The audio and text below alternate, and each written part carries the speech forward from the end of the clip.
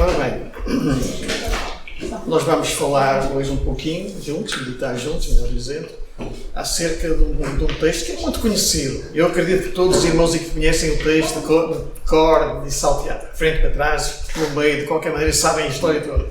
Quem é que não se lembra daquele episódio onde Jesus apaziguou uma tempestade? Quem é que não se lembra?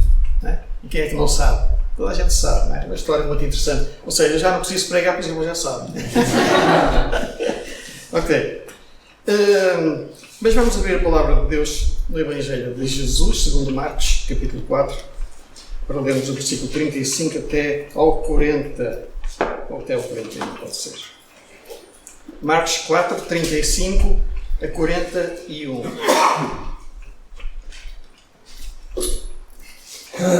Diz assim a palavra de Deus. E naquele dia, sendo já tarde, disse-lhes: passemos para a outra banda. Isso é Jesus falando com os discípulos. E eles, deixando a multidão, o levaram consigo, assim como estava no barco, e havia também com ele outros barquinhos. E levantou-se grande temporal de vento, e subiam as ondas por cima do barco, de maneira que já se enchia. E ele estava na popa, dormindo sobre uma almofada, e despertaram-no, dizendo: Mestre, não se te dá que pereçamos? E ele, despertando, repreendeu o vento e o mar, e disse: Cala-te, aquieta-te. E o vento se aquietou, e houve uma grande bonança. E disse-lhes: Por que sois tão tímidos? Ainda não tendes fé? E sentiram um grande temor, e diziam uns aos outros: Mas quem é este, que até o vento e o mar lhe obedecem? Deus abençoe esta palavra aos nossos corações. As tempestades da vida são uma realidade. Não é só tempestade no mar. Eu esta manhã perguntava aos irmãos quem é que nunca tinha enfrentado uma tempestade na sua vida, e ninguém levantou a mão. E eu fiquei a pensar, bom, toda a gente já passou por dificuldades. Quem não passa? Mas é importante, antes de avançarmos para o texto, pensarmos em 4 verdades que são fundamentais para percebermos o resto do nosso desenvolvimento do texto. Acerca das tempestades. O que é uma tempestade? Uma tempestade é um conjunto de várias coisas que trazem transtornos à vida de alguém, não é? E que às vezes acontecem e aparecem assim de repente quando menos se espera. Então, a primeira grande questão, ou a primeira grande verdade, é que as tempestades da vida são reais. Elas existem mesmo. Não é ficção. Elas acontecem. Estão aqui, à nossa volta. São sempre presentes na nossa vida, as tempestades. Não há nada. Ninguém pode estar imune. Não há uma vacina que imunize a pessoa, o ser humano, das tempestades. Elas vêm para todos. Vêm para aqueles que têm uma mansão muito grande. Vêm para aqueles que vivem numa barraquinha. Vêm para os homens, para os doutores. Vêm para os menos letrados. Vêm para os pobres, os ricos, por toda a condição de pessoas. Chegam a todo lado. E isto demonstra que a vida não é sempre um mar de rosas. As coisas não correm sempre bem. E não têm que correr. A verdade é essa. Por razões diversas, algumas vezes por nossa culpa, outras vezes por culpa de terceiros, ou por circunstâncias às quais somos alheios, as coisas acontecem. E como disse, a vida não é sempre um mar de rosas. Também tem os seus espinhos. Às vezes temos que cruzar vales, desertos, montanhas, enfim, problemas. E outras vezes estamos na paz. Há dias em que as lágrimas correm pelo nosso rosto, por causa das lutas, das dificuldades, em que o nosso coração fica apertado e nós ficamos tristes e abatidos. Esta é a realidade da vida. E quando é isto, nenhum de nós pode fugir. Isto acontece. Isto é a prova de que as tempestades são reais. Existem mesmo. A segunda verdade é que as tempestades são imprevisíveis. Quem é que pode prever uma tempestade? Bem, às vezes nós podemos olhar para o tempo e dizer: da maneira que isto está, às tantas, vem para aí um vendaval. E muitas vezes não vem. E outras vezes está o céu muito bonito e de repente vem uma grande tempestade. E há países onde isso acontece com mais frequência. Não será o caso aqui, mas acontece. Mas de qualquer forma, a segunda verdade então é que as tempestades da vida são imprevisíveis. chegam de súbito, sem aviso prévio, elas aparecem na nossa vida. Acordamos de manhã, com tudo a correr bem, e quando nós vamos dormir, quando nos vamos deitar, muitas vezes vamos com o rosto banhado em lágrimas. Ou será que eu estou a exagerar? Não é sempre assim, infelizmente. É um acidente, uma doença súbita, é um divórcio traumático, é um desemprego. As situações são as mais graves, um problema qualquer familiar grave. As coisas acontecem. E acontecem, como disse, mesmo quando nós menos pensamos. Acontecem. A terceira verdade acerca das tempestades é que elas tornam-se incontroláveis. As situações tornam-se incontroláveis na nossa vida. Nós lidamos com coisas e de repente não sabemos como olhar para elas, como enfrentá-las. Não é? Elas são graves e nós não sabemos como lidar com elas. Portanto, as tempestades são também incontroláveis. Voltam-se para a direita e nós queremos ir para a esquerda. Querem avançar e nós queremos recuar. E aquilo que parecia tão fácil, de repente, torna-se num monstro na nossa vida. E ficamos sem saber o que fazer.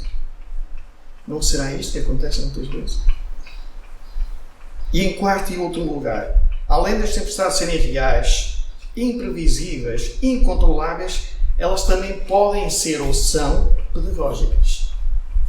Quer dizer, elas ensinam-nos alguma coisa. Tudo que vem até nós, por mais difícil que seja, nunca está fora do controle de Deus. Isto é importante nós pensarmos e termos bem presente na nossa vida.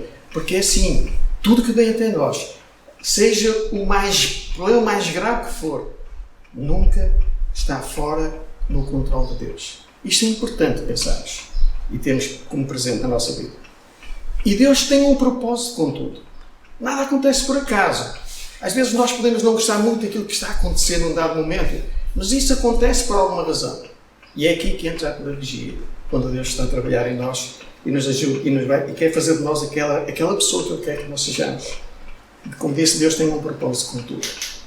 Ele vai usar essa experiência dolorosa, difícil, feia, que muitas vezes nós enfrentamos, não para nos destruir, mas para nos fortalecer, para nos enriquecer a alma, para nos encher da sua presença. Não para nos levar ao naufrágio, como aquele barco que estava quase a naufragar, mas para nos conduzir a uma experiência mais profunda com Ele.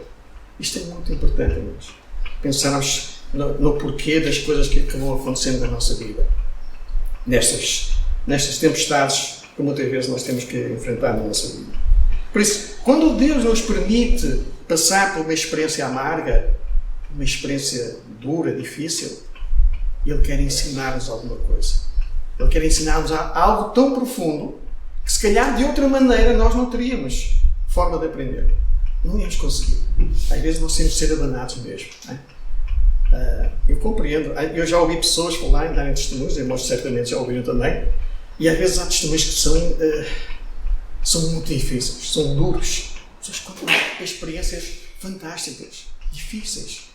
Outros não serão assim, serão mais suaves. E é bom quando as pessoas estão a falar o seu testemunho e falam. E no fim dizem, mas o Senhor deu uma vitória. O Senhor levou-me para aquele lugar onde eu queria. Fez na minha vida aquilo que eu nunca pensei que fosse fazer. Ele fez. E fez de mim uma pessoa diferente. Está a fazer. Isto é muito bom. Graças a Deus, não é por isso. Deus quer ensinar-nos sempre. Deus, eu diria que é um professor por excelência. Ele está sempre a ensinar-nos. Como nós temos, a maior parte de nós aqui, se calhar, todos, não sei, todos temos filhos ou netos, e certamente já lidaram com situações em que tiveram que ajudar os vossos filhos, educá-los, corrigi-los, discipliná-los. Isto é fundamental e faz parte da doutrina bíblica. E às vezes os filhos não entendem bem aquilo que os pais querem fazer, né? Ficam a olhar, meu pai é isto, a minha mãe é aquilo, faz isto, faz aquilo. Mas quando um pai está a disciplinar, a corrigir, a ensinar, a levar o filho por um caminho, faz isso com que intenção? De o prejudicar? Faz isso por quê? Porque não gosta dele? Exatamente o oposto. Faz isso porque o ama e quer ensiná-lo. E o pai e a mãe muitas vezes sabem que se não forem duros naquele momento com aquele filho, com aquela filha, eles vão seguir um caminho completamente diferente daquilo que é o melhor para a vida deles e que é aquilo segundo a vontade de Deus. E por isso muitas vezes há algum ensino que é feito, que é exercido, alguma autoridade que é exercida, em que os filhos não gostam, mas é para bem deles. E, pela graça de Deus, os filhos vão ser corrigidos e ensinados. E é assim que Deus faz connosco também, não é? Às vezes faz-nos passar por provações difíceis, por tempestades, para nos ensinar aquilo que nós não conseguiríamos aprender de outra maneira. Vamos agora considerar algumas lições importantes neste texto que acabamos de ler. Jesus estava numa das margens do mar da Galileia, tinha estado a exercer o seu ministério naquele dia, e no final do dia, depois de muito cansaço, diz o texto que Jesus se sentiu cansado e queria passar para outra margem,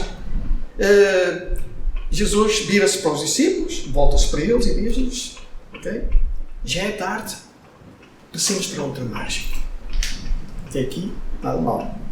Meus irmãos, a outra margem não era propriamente ali daquele lado no fundo do jardim. Vocês têm bem noção. A outra margem estava distante a 21 km de distância. O Mar da Galileia, também conhecido como o Lago de Genezaré, tem 21 km de comprimento por 14 de largura. Por isso não era propriamente um lagozinho. Era uma extensão de água muitíssimo elevada, muito grande. E, portanto, quando ele diz para passarmos para o outro lado, eles têm que fazer um percurso durante todo aquele percurso. E fazem. Segundo a ordem de Jesus, eles partem, vão para o mar e começam a navegar em direção à outra margem. E diz-nos o texto que de repente se levantou um grande temporal. Bom, temporal, o vento começou a soprar forte, as ondas começaram a levantar-se com alguma impetuosidade e o barco é levado de um lado para o outro, fica ali meio perdido no meio daquela água. E enquanto isto estava a acontecer, diz o texto que Jesus dormia sobre uma almofada lá no barco, na popa do barco. Tudo bem. Até aqui, tudo bem. A questão é que a tempestade começou a aumentar e começou-se a agravar. E os discípulos, não sabendo mais o que fazer, o que é que fazem? Acordam Jesus. E acordam Jesus e fazem com uma pergunta em tom de censura. É que se fossem lá Jesus, olha, acorda, que o mar está muito bravo, ajuda-nos. Não foi assim que eles fizeram. Eles acordam Jesus e ao mesmo tempo que estão a acordá-lo dizem: Mestre, não te importas que nós morramos? Não queres saber de nós? Não vês como está o mar? Então não nos ligas? Claro, eu creio que os discípulos não estavam a fazer isso com má intenção. Talvez perante a aflição que estavam a viver tivessem tido esta expressão, usado estas palavras. E o que é que Jesus fez? Levantou-se, repreendeu o vento e o mar, tudo serenou, fez-se uma grande mudança. E Jesus aí faz-nos uma pergunta também. Por que sois tão tímidos? Ainda não tendes fé? Em vez de dizer, por outras palavras, porque não confiam em mim? Porque estás com medo? Não confio em mim? Jesus podia ter dito, mas se calhar já o terá dito, ou nós teremos subentendido isso a muitos de nós quando passar por algumas situações em que duvidamos. Quando Jesus diz isto, eles entreolharam-se, olharam entre si e perguntaram uns para os outros, ou disseram uns para os outros: mas quem é este que até o vento e o mar lhe obedecem? Quem é este homem? Ora, eles acompanhavam Jesus já há algum tempo e iam continuar a acompanhá-lo, certamente. Eram os discípulos de Jesus e eram homens experientes também no mar, nas lides marítimas, mas estavam a viver um momento que os levou a ter este desabafo com Jesus. Quem é este que até o vento e o mar lhe obedecem? Eu diria, quem é este a quem tudo lhe obedece? Encontramos no nosso texto que acabamos de ler há bocadinho 3 perguntas. A primeira, no versículo 38, que é: Mestre, não te importa que pereçamos? A segunda, no versículo 40, que é a pergunta de Jesus para os seus discípulos. Porque sois tão tímidos? Ainda não tendes fé? E a terceira e última pergunta é a pergunta que os discípulos fazem entre si, não é? Quem é este que até o vento e o mar lhe obedecem? 3 perguntas. Pensemos um pouco sobre estas 3 perguntas, começando pela primeira. E esta primeira, que é, Mestre, não te importa que pereçamos, podia muito bem ser a minha, a tua, a nossa pergunta.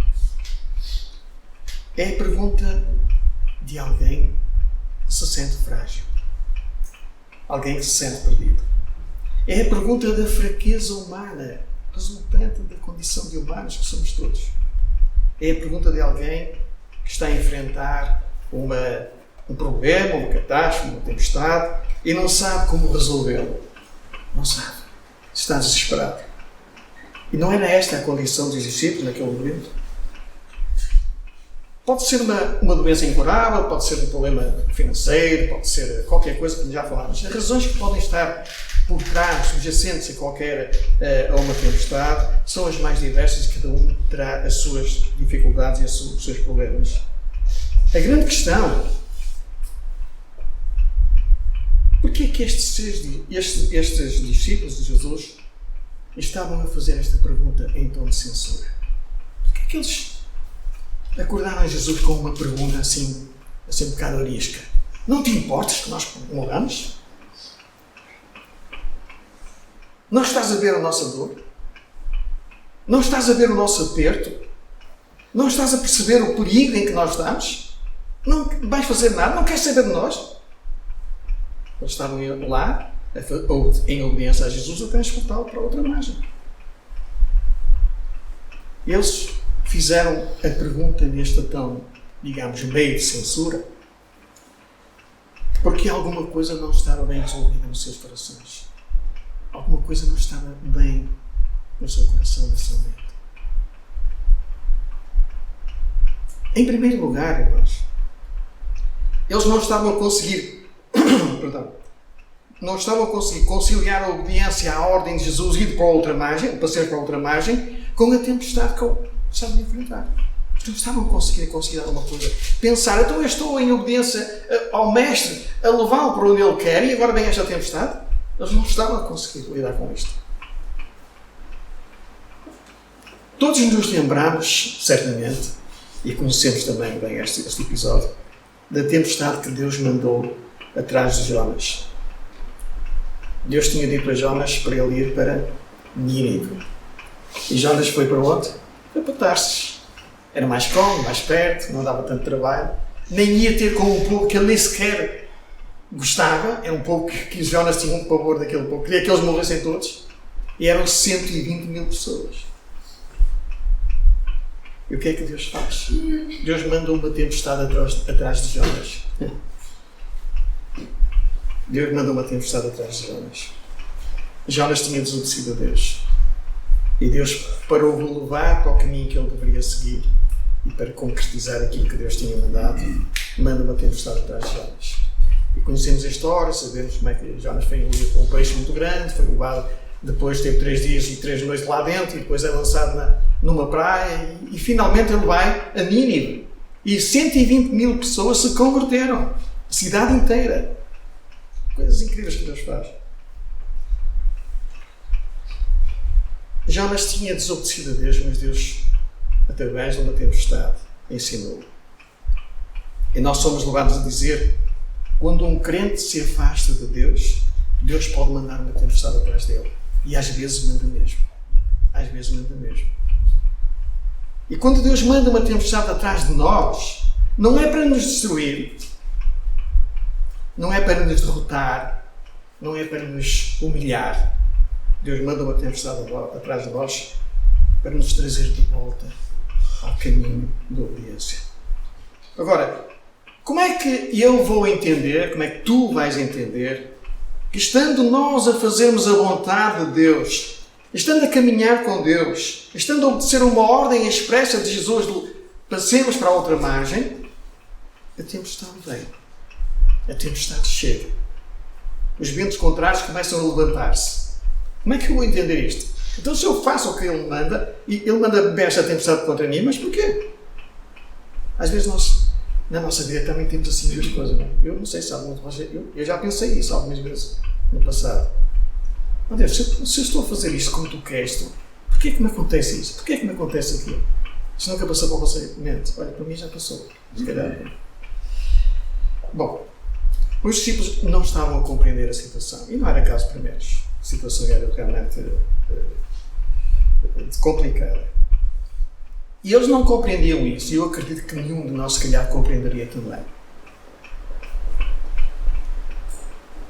Porque a nossa expectativa é sempre esta. Se eu estou a fazer aquilo que Deus me ensina, me manda, quer que eu faça, as coisas vão correr bem. Será? Nem sempre é assim, irmãos.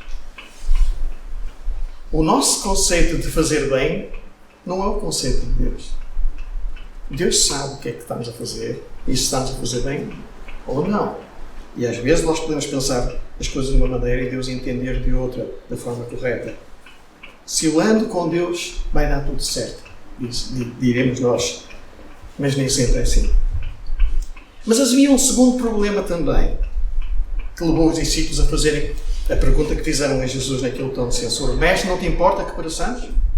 Havia uma segunda questão, que era exatamente a urgência que eles tinham, que eles estavam a enfrentar, problemas que estavam a lidar com a tempestade, e a demora de Jesus em responder, em socorrer. O tempo ia passando, o mar estava ali revoltoso e o barco estava prestes a naufragar com todos eles lá dentro. E parece que Jesus estava a dormir tranquilo, parece, não? Estava mesmo. E não se importava com aquilo que estava a acontecer. Jesus dormia tranquilamente no barco, enquanto que uma tempestade fustigava tremendamente aquele barco e os discípulos do Senhor estavam dentro. Um dos dramas que nós na nossa vida enfrentamos muitas vezes é quando as coisas começam a ficar difíceis, começam a ficar complicadas e nós gritamos por socorro e parece que ninguém nos ouve. Às vezes parece que nem mesmo Deus nos ouve. Há momentos em que a demora de Deus em nos socorrer, em nos responder, nos aflige muito mais do que o próprio problema que nós teremos a enfrentar. Ou não será verdade? Todos nós nos lembramos também, eu creio, do episódio de Marta, Maria e Lázaro. Aquela família, amiga de Jesus, os amigos que Jesus tinha, uma família com quem Jesus passava algum tempo, e de repente Jesus estava num lugar, eles estavam na casa deles, e de repente chega ao conhecimento de Jesus que Lázaro estava doente. E Jesus, quando soube isso, disse para ele depois passe por lá. E ficou mais tempo lá no sítio onde estava a fazer o que ele estava a fazer. O que acontece é que Lázaro, entretanto, morre e é sepultado. E quando Jesus chega lá, já Lázaro estava sepultado há 4 dias, diz o texto bíblico, e já cheirava mal. O corpo já estava a entrar em putrefação. Já estava em decomposição. E quando Jesus chega à casa de Maria, de Marta e de Lázaro, lembram-se das palavras de Marta para Jesus? Senhor, se tu estivesses aqui, o meu irmão não teria morrido. Mas a culpa era de Jesus. Ele devia ter estado lá. Como se calhar tinha que estar em todas as casas, no mundo inteiro, para tratar os problemas que cada um enfrenta, segundo o conceito humano. Se tu estivesses aqui, meu irmão não teria morrido. É o mesmo que dizer a Jesus, olha, tu vieste tarde demais. Não há solução. Já morreu, já está sepultado. E o que é que Jesus respondeu a Marta? Lembra-se? Marta, teu irmão há de ressuscitar. Se creres, verás a glória de Deus. Há de ressuscitar. Não é isso que o Senhor nos diz a nós. Se creres, o teu problema vai ser resolvido. Crê. Confia. Deixa comigo. Crê. Talvez algum de nós, aqui nesta tarde, esteja à espera de um milagre de Deus, de uma resposta de Deus ou alguma oração que parece que tarda em chegar, não vem mais. Já há tanto tempo que eu oro por isto. Às vezes nós ouvimos irmãos dizerem isto, não é? Eu já estou a orar a Deus sobre este assunto há tanto tempo, não tem vindo a resposta. Bom, normalmente o que é que nós ouvimos também como resposta a isso? Deus tem o seu tempo, Deus vai. É verdade. Mas isto não consola o coração de quem faz a pergunta, não é? Ficamos mesmo com aquela dorzinha cá dentro. Aquilo que eu posso afirmar, meus queridos irmãos, é que Deus nunca chega atrasado. A resposta de Deus bem cedo na hora exata, no momento certo. No nosso conceito, se calhar não.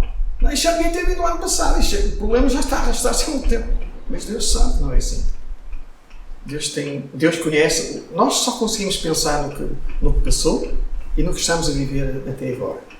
Mas Deus é temporal. Para Ele não há tempo. Ele já conhece o fim de tudo.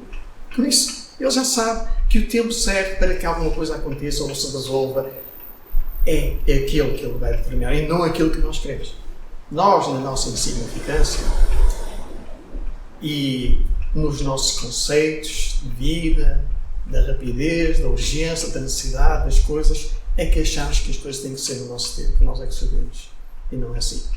Deus nunca chega atrasado. E quando às vezes parece que Deus está atrasado, porque isso também acontece muitas vezes na nossa mente, passa isto, Deus nunca mais terá resposta a isto. Não está atrasado. Ele está apenas trabalhando, preparando algo maior e melhor para a tua e para a minha vida. Sempre. Isto não é um discurso bonito, isto é real. Eu só estou a transmitir os pensamentos do que o Senhor tem. Mas isto é real. Nós temos que crer nas coisas desta maneira, irmãos. Porque é isso que Deus faz na nossa vida. É preparar algo maior e melhor para a nossa vida. Sempre. E quando Deus fica em silêncio, porque também acontece isto, não é? Parece que Deus não acontece nada, não se passa nada. Está lá distante e as coisas estão a acontecer. Quando Deus está em silêncio, isto não quer dizer que Ele está inativo. Nem que Ele perdeu o controle das coisas. Pelo contrário. Ele está a trabalhar por nós, a nosso favor, e nunca contra nós. Nunca. Voltando ao nosso texto base, lemos que Jesus repreendeu o vento e o mar, e diz o texto que houve uma grande bonança. Jesus sabia que a tempestade mais terrível na vida dos discípulos naquele momento não estava no mar, nem no vento, nem nas ondas. Estava no coração deles. Ali é que estava o grande problema.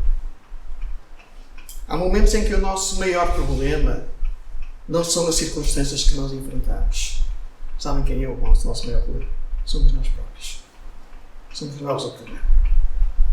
Porque queremos as coisas à nossa maneira, como achamos que devem ser, no tempo que queremos, da forma que tem que ser. E Deus não funciona assim. Porque Deus... nós não temos qualquer tipo de comparação com Deus, não é? A não ser sermos feitos à sua imagem e à sua semelhança, pela graça de Deus. Então, as circunstâncias que nós enfrentamos muitas vezes levam-nos a ter comportamentos desta natureza. Jesus é poderoso para acalmar, é todo poderoso, eu diria, para acalmar a tempestade da tua alma. Qualquer que seja a luta que tens travando no teu coração, Jesus é poderoso para resolver essa questão. E não só essa que está dentro do teu coração, como também aquela que te rodeia no teu dia-a-dia. As circunstâncias onde estás envolvido. Também essas estão fora da tua vida. Jesus também pode controlá-las perfeitamente e resolvê-las. Depois que o mar se acalmou, Jesus faz uma pergunta aos seus discípulos. Por que sois tão tímidos? Ainda não tendes fé? Se tu estivesses dentro daquele barco, naquele exato momento, estarias com medo? Eu estaria, certamente. Não tenho problema nenhum em dizer. Estaria com medo. Porquê é que os discípulos deviam estar com fé e não com medo? Às vezes há entre nós assim umas frases Se tu és crente, não devias pensar assim, não devias dizer isto, não devias fazer aquilo, devias crer, não sei o quê. Ok, é verdade. Mas nós somos também humanos. E as fraquezas da nossa vida acontecem. A nossa vida não está sempre numa linha lá em cima. Está em cima, outras vezes vem cá em baixo, vai para cima e fica assim. Andamos aqui e vai ser sempre assim até que o Senhor nos chame. Ninguém consegue bater-se lá naquela linha. Não conhece ninguém. Os seus irmãos conhecem, eu não conheço. E por isso, às vezes estas palavras que nos são ditas não nos ajudam. Pelo contrário. Porque é que então os discípulos deviam estar com fé e não com medo? 4 razões breves para pensarmos sobre isto. Em primeiro lugar, a promessa de Jesus no verso 35, não é? Quando ele diz aos discípulos: passemos, já é tarde, passemos para a outra margem. Quando ele diz passemos, ele ia também. Ele estava a dizer que queria chegar à outra margem. Qual era o destino dos discípulos? A outra margem. Promessas de Jesus e realidade são a mesma coisa. Porque nenhuma das suas promessas cai por terra. Jesus zela pelo cumprimento integral da sua palavra. Ele próprio faz cumprir a sua palavra. Mesmo que nós não queiramos, ele vai cumprir, sempre. Sabes porquê que nós às vezes ficamos com medo? Porque duvidamos daquele que fez a promessa. Duvidamos. Duvidamos que aquele que fez a promessa é fiel para cumpri-la. Não somos nós que cumprimos a palavra de Deus, é Deus quem cumpre. Jesus foi o único que cumpriu a palavra. Foi o único que cumpriu a lei. Nós não. Nós falhamos. Por isso é que temos que crer nele para ser salvos, não somos. Em segundo lugar, eles deviam ter fé e não medo por causa da presença de Jesus com eles. Jesus estava naquele barco com eles, não é verdade? Okay? Se Jesus estava lá, será que isto não lhes trazia alguma garantia, algum conforto? Era Jesus, era o próprio Deus ali com eles. Não seria essa a razão para eles terem alguma confiança e não tanto pavor? Não é Jesus, o Filho de Deus, o Criador do vento, do mar, das ondas, dos rios, dos lagos, do céu, da terra, do universo, de tudo o que existe, visível e invisível? Não é Jesus o Criador de tudo? Não existe tudo e subsiste por Ele? Então, será que a criatura pode atrever-se a querer ser maior que o Criador? Aquele que criou todas as coisas, Jesus Cristo, estava dentro daquele barco. E aquele barco, jamais se afundaria com o Filho de Deus lá dentro, com Jesus Cristo, o Senhor, lá dentro. Jesus prometeu estar connosco sempre. Lembra-se? Várias vezes Jesus disse algumas palavras nesse sentido. Aquela mais conhecida entre nós é quando Jesus lá em Mateus 28 diz: eis que eu estou convosco todos os dias até a expiação dos séculos. Por isso nós só podemos pensar numa vida de vitória com Jesus. Nós não vencemos porque somos fortes. Atenção. Não é porque temos muito corpo ou porque somos pessoas muito bem formadas, conhecedoras da palavra e por isso nós vamos vencer tudo. Não. Nós não vencemos por isso. Nós vencemos porque o Todo-Poderoso, o Senhor, está connosco. Está no controle da nossa vida. Em terceiro lugar, eles deveriam ter fé e não medo por causa da paz de Jesus. A Bíblia diz que Jesus é o príncipe da paz. Deixe-vos a minha paz vos dou. Não o dou como o mundo a dá. Quer dizer, em mim, crê também no Pai e por aí fora. Okay? Jesus estava a dormir dentro daquele barco. Jesus demonstrou uma paz tremenda naquele momento. No meio daquele rebuliço todo, com o mar daquela maneira, Jesus estava tranquilo a descansar, a dormir. Será que Jesus sabia, antes de adormecer, que a tempestade havia de vir? Eu acredito que sim, ou que sim. Então, se ele sabia que vinha a tempestade, por que ele adormeceu? Por que não ficou alerta para depois impedir a tempestade? Ele não fez isso porque ele tinha tudo sob o seu controle. Ele podia dormir tranquilo, descansar, porque ele sabia que fosse preciso intervir em qualquer situação. Ele ia intervir, como interviu. Irmãos, o conceito de paz é muito diverso para as pessoas. Há muitas frases que nós ouvimos sobre paz. Paz é isto, paz é aquilo, paz é a ausência de guerra, paz não sei o quê. Okay. Será? Paz é muito mais do que isso. Muitíssimo mais do que isso, irmãos. Paz não é ausência de tempestade. Irmãos, paz não é ausência de tempestade. Mesmo na tempestade nós podemos e devemos ter paz. Paz é tu saberes que apesar da tempestade, tudo está sob o controle. Não sob o teu controle, ainda bem, mas sob o controle de Jesus. Aconteça o que acontecer, Jesus está no controle. Por isso eu posso ter paz mesmo no meio de uma tempestade. Mesmo quando as rédeas saem do teu controle, lembra-te de uma coisa. Deus continua no leme da tua vida. Sempre. Deus continua no leme da tua vida. E ainda bem, os irmãos certamente já tiveram experiências, eu já tive algumas, em que eu disse, foi mesmo Deus, porque eu por mim já estava... Onde é que eu estava nessa hora? É aí que Deus toma a pedra da nossa vida. É aí que Deus segura os cordelinhos. Né? É aí que Ele assume e lidera. E ainda bem que Ele faz isso por nós. Em quarto lugar, eles deveriam ter fé e não medo por causa do poder de Jesus. Por causa do poder de Jesus. É curioso, se repararem, na continuação da leitura do Evangelho de Marcos, entrando logo a seguir no capítulo 5, versículo 41 é o último que nós lemos, é o último do capítulo 4, e entramos logo no capítulo 5. E é curioso ver que no relato desta nossa meditação que nós estamos a ler, onde Jesus mostra poder sobre as leis da natureza, Jesus tinha poder sobre tudo. E este episódio sobre o qual nós estamos a refletir nesta tarde mostra o poder de Jesus sobre as leis da natureza. Ordena ao vento e ao mar se acalmem, e eles acalmam-se. Se fôssemos nós a dizer isso ao vento e ao mar, provavelmente o mar ia continuar no meu lugar e as ondas também.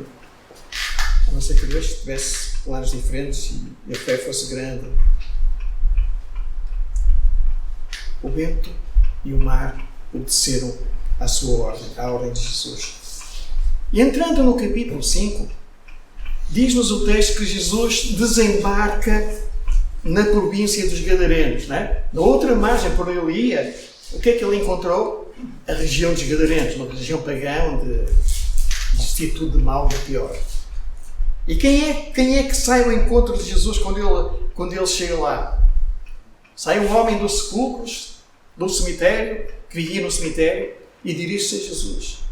E esse homem não era um homem qualquer, era um homem que ninguém conseguia controlar nem deter, e quando o prendia ele arrebentava as amarras todas e fazia coisas incríveis. E quando Jesus chega à beira dele, ele prostra-se diante de Jesus. E Jesus pergunta-lhe o nome. O que é que ele disse? Meu nome é Legião. E Legião é um número também dado a um grupo de soldados, um batalhão romano, que são cerca de 6.000 soldados. Ou seja, aquele homem estava possesso por 6.000 demónios. Às vezes lidar com uma pessoa possessa com 1 ou 2 ou 3 demónios é incrível. Agora imagina 6.000. Qualquer coisa assustadora. E Jesus liberta aquele homem. E transforma aquele homem completamente. E nunca mais aquele homem entrou pela situação em que estava. Conhecemos a história, depois os demónios vão para os porcos, mas isso é outra história, não é importante para aqui. Mas Jesus libertou aquele homem e transformou a sua vida. E o que Jesus faz aqui é uma demonstração de que o seu poder não era só sobre as leis da natureza, era também sobre os demónios, os espíritos, envolvemos as hostes espirituais da maldade, tudo o que é diabólico. Jesus tem poder sobre isso também. E continuando ainda no capítulo 5, logo a seguir, Jesus demonstra também poder sobre a enfermidade. E como é que ele demonstrou esse poder? Ao curar uma mulher que tinha uma doença incurável. Havia 12 anos que aquela mulher estava sofria, padecia um mal terrível, uma hemorragia, né? Ou, como diz a Bíblia, um fluxo de sangue. Ela não conseguia controlar aquela perda. Há 12 anos que ela lidava com esta situação. Nem a medicina conseguia fazer nada. E o que é que Jesus fez? Curou aquela mulher. Ela tocou lá no manto e foi o suficiente para ela ficar curada. Jesus demonstrou também, não só aqui, mas também aqui, que ele tinha poder também sobre as enfermidades. Isaías 53 diz que Jesus levou sobre si as nossas enfermidades. É tão bom, tão consolador de ver, pensar nestas coisas, nestas promessas tão preciosas de Jesus. Quando Jesus leva sobre si alguma coisa, significa isso que a última palavra é sempre a dele. Sempre a dele. Sempre é do Filho de Deus. Logo a seguir, Jesus encontra-se com Jairo. Jairo era um dos principais líderes da sinagoga. E Jairo tinha a sua filha doente. E esta filha, sua filha, esta menina, morreu, entretanto. E quando disseram a Jairo, olha, não incomodes mais o mestre, porque a tua filha já morreu. O que é que Jesus, quando chega junto de Jairo, diz? Lembram-se? Jairo, não temas, creia somente. Não tenhas medo, creia. E Jesus ressuscitou a sua filha, a filha de Jairo, e entregou ao Pai completamente normal, como se nunca tivesse passado por alguma doença. Porque Jesus também tem poder sobre a morte. E prometeu a todos que nele creem que nunca morrerão. Lembram-se? Eu sou a ressurreição e a vida. Quem crê em mim, ainda que esteja morto, viverá. Jesus tem poder sobre tudo. Doenças, tempestades, sobre a morte, sobre tudo. Podemos dizer que a morte foi tragada na morte de Jesus e na sua ressurreição. O nosso Senhor tem poder sobre a morte. Jesus venceu e digamos que matou a morte. Acabou com ela. E agora vejamos a última pergunta e com isto estou a terminar. O mar estava calmo e os discípulos fazem uma pergunta entre si. Depois de terem passado por esta experiência, fazem uma pergunta entre si que nós já vimos, não é? Quem é este? Quem é este que até o vento e o mar lhe obedecem? Quem é este? Como é que é possível? Quem é este homem? Esta é uma pergunta que se tem perpetuado ao longo da história até aos nossos dias, se calhar vai continuar depois de nós até o fim. Quem é este? Este é aquele que junto com o Pai, com o Espírito Santo, antes da criação do universo, traçaram um plano perfeito para a tua e para a minha vida. Este é aquele que criou e sustenta todas as coisas pela palavra do seu poder. Esta é a semente da mulher que nasceu para esmagar a cabeça da serpente. Este é o Messias prometido, o Filho de Deus, que nasceu na plenitude dos tempos para ser o teu e o meu Redentor e Salvador. Este é o maravilhoso Conselheiro, Deus forte, Pai da eternidade, Príncipe da paz. Este é o caminho, a verdade e a vida, e ninguém vem ao Pai a não ser por Ele.